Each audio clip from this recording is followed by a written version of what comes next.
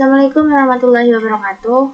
Perkenalkan, nama saya Karimantunisa dengan NIM 0501445526. Di sini saya ingin mempraktikkan tugas 3 dari mata kuliah basis data.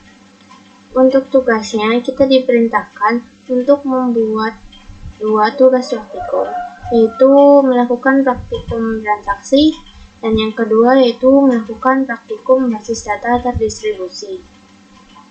Oke, kita lanjut.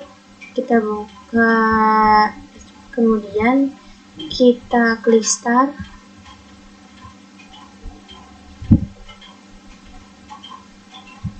Dan itu kita klik admin.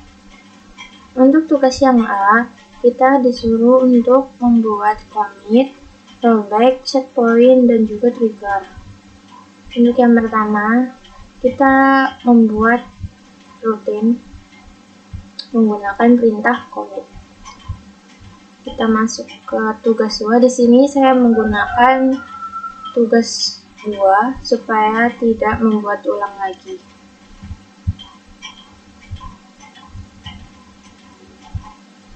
Kita klik rutin, kemudian klik create new routine. Di sini kita beri nama transaksi 1.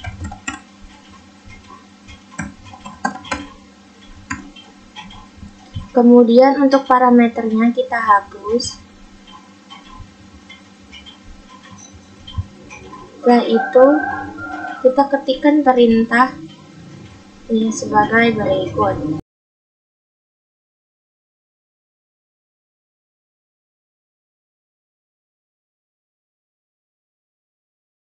Di sini saya menambahkan data pasien baru dengan ID 124 dan namanya Adit. Namun di sini saya menggunakan perintah tanpa menggunakan commit. Oke, selanjutnya kita klik kirim. Setelah itu kita klik execute. Di sini terlihat bahwa data yang tadi masuk ke dalam tabel. Masuk di sini untuk ID-nya 124 dan namanya yaitu Adit. Tapi untuk data ini ternyata tidak benar-benar tersimpan di dalam tabel pasien. Kita cek ke tabel pasien.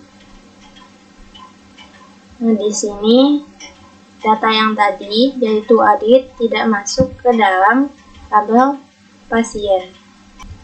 Jadi, apabila perintahnya tidak menggunakan commit, maka tidak akan masuk ke tabel yang kita inginkan. Seperti ini. Oke, selanjutnya kita ubah menggunakan perintah commit.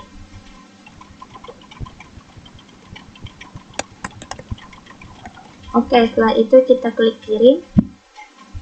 Di sini kita klik eksekusi. Nah, di sini terlihat datanya muncul. Kemudian kita cek di data pasien. Nah, di sini juga sudah muncul untuk data Adit. Oke, selesai. Kemudian kita lanjut ke perintah yang kedua yaitu rollback. Kita klik tugas 2, kemudian ke rutin. Kita create new routine. Sini kita beri nama transaksi 2. Untuk parameternya kita hapus. Sini kita ketikkan perintah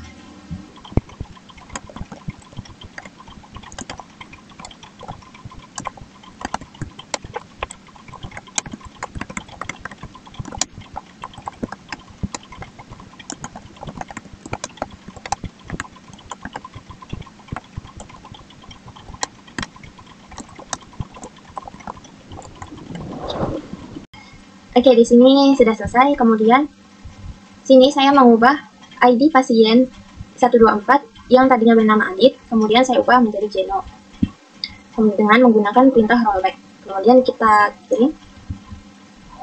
Sini kita klik eksekusi. Di sini terlihat bahwa data tadi Jeno tidak masuk, tidak berubah untuk pada ID 124. yang artinya perintah rollback itu berhasil untuk menggagalkan perubahan. Oke, selanjutnya saya membuat skenario yang lain. Kita ubah. Kita hapus.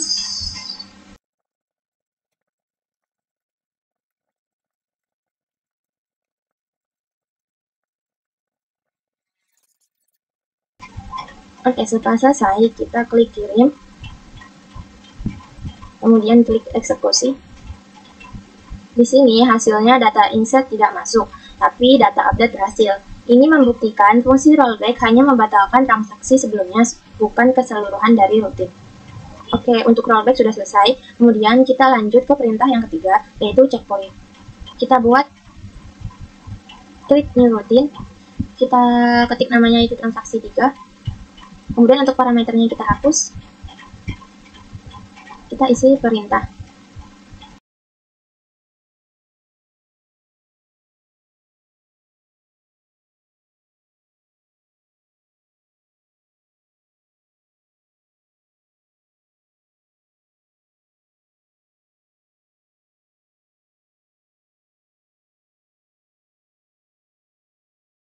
Oke, di sini sudah selesai. Untuk yang pertama itu ada start interaction, kemudian kita insert data pasiennya, kemudian kita save point di poin 1, dan untuk yang kedua kita insert data pasiennya, ada Tom, terus untuk alamatnya dari Aceh, tulisannya laki-laki, kemudian kita rollback untuk save poin pertama. Kemudian yang ketiga kita insert data pasiennya, di sini untuk ID-nya 37 dengan namanya Angel, untuk alamatnya dari Semarang dengan jenis kelamin perempuan. Kemudian kita commit. Kemudian setelah itu kita klik kirim. Kita klik eksekusi. Oke, di sini hasilnya pasien dengan nama Tom tidak masuk karena di rollback. Data Dewi dan Angel masuk, yang artinya checkpoint atau save point bisa digunakan untuk kembali ke titik tertentu dalam transaksi. Oke, sudah selesai untuk perintah save point. Kita lanjut ke perintah selanjutnya, yaitu trigger. Selanjutnya kita buat tabel baru dengan nama transaksi obat dan juga obat. Ini dengan jumlah kolomnya yaitu 5. Kita klik buat. Di sini kita ketikkan namanya itu sesuai dengan perintah panduan praktikum.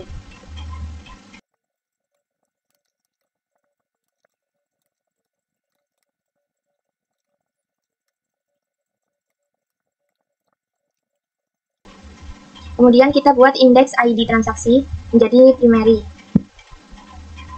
Nah, kita klik kirim. Kemudian kita simpan. Setelah itu kita buat tabel baru dengan nama obat. Jumlah kolomnya itu sama 5. Kita isi dengan sesuai panduan praktikum.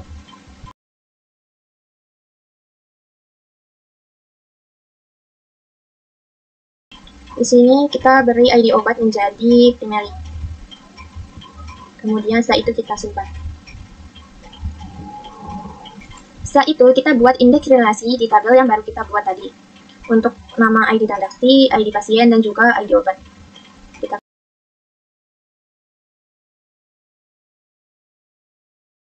Setelah itu, kita atur relasi di bagian desainer. Kita klik. Di sini terdapat tabel dengan relasi pada tugas sebelumnya. Kemudian di sini ada tabel baru dari tabel yang kita buat. Setelah itu kita susun sesuai dengan perintah yang ada pada panduan praktikum. Setelah itu kita save. Kemudian kita buat relationship-nya untuk ID obat dan ID obat. Kita pilih cascade.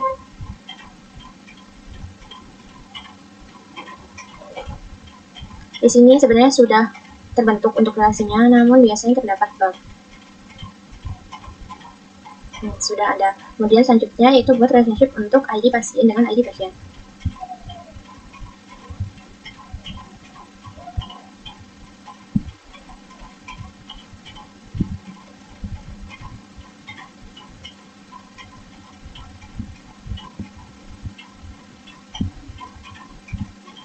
Oke, di sini untuk relasinya sudah terbentuk, kemudian kita save. Setelah itu kita masuk ke tabel obat. Kemudian kita tambahkan data obat sesuai pada panduan praktikum. Kita klik tambahkan.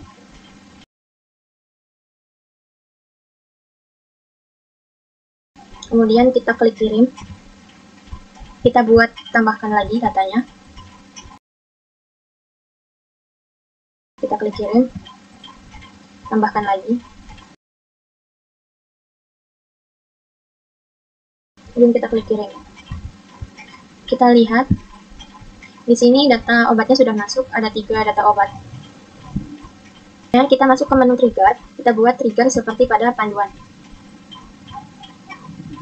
Sini klik-kliknya trigger.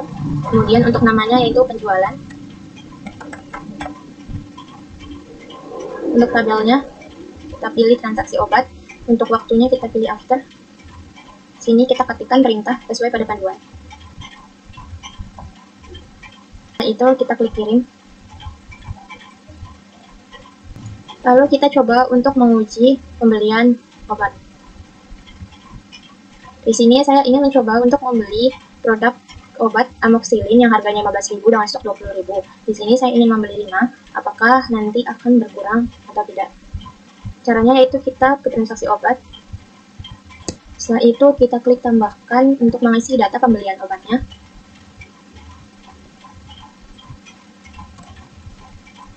Kita pilih random. Kemudian untuk ID-nya, jumlahnya saya beli 5 dengan harga 15.000. Kemudian kita klik kirim. Kemudian kita cek pada tabel obat. Nah, di sini untuk data stok dari produk amoxicillin yang tadinya berjumlah 20, sekarang berkurang menjadi 15. Yang artinya trigger berjalan dengan baik. Oke, untuk tugas yang A sudah selesai. Kemudian untuk tugas yang B, saya mohon maaf karena saya tidak melanjutkan karena mengalami kendala teknis, yang dimana untuk tampilan slide-nya itu terus-menerus connecting, dan meskipun sudah dicari solusinya, tetap tidak berhasil. Ditambah untuk waktu deadline-nya yang semakin dekat, saya rasa tidak cukup waktu untuk menyelesaikannya. Maka dari itu, sekian tugas dari saya. Terima kasih, mohon maaf jika ada kesalahan dalam kata maupun pengerjaan. Terima kasih, wassalamualaikum warahmatullahi wabarakatuh.